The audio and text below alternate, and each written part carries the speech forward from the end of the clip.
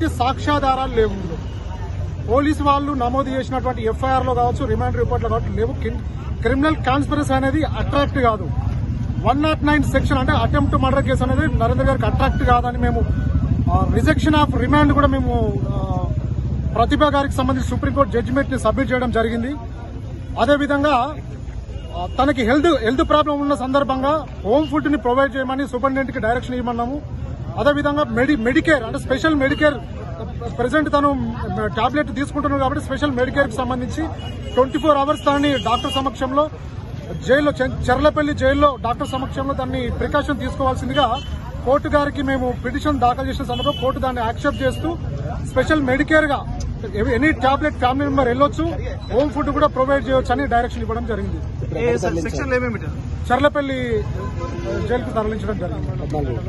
14 days 27th వరకు remand కి ఏం అడగలేదండి ఇప్పటి వరకు. మేము రిమాండ్ నే రిజెక్ట్ చేశాము. అంటే 109, 307 అనేది అట్రాక్ట్ కాదు నరేందర్ గారికి. అది సిన్సియర్ కూడా ఆయన ఈ రోజు ఆయనని బంజారా హిల్స్ లో కస్టడీలోకి తీసుకున్నారు. ఇన్సిడెంట్ జరిగిన సందర్భంలో ఆయన కొడంగల్లో లేరు, ఈ పరిధిలోనే లేరు. అది కోర్టు దృష్టికి తీసుకెళ్లాము. ఫర్దర్ గా మేము బెయిల్ అప్లికేషన్ లో కూడా అది మెన్షన్ చేస్తాం.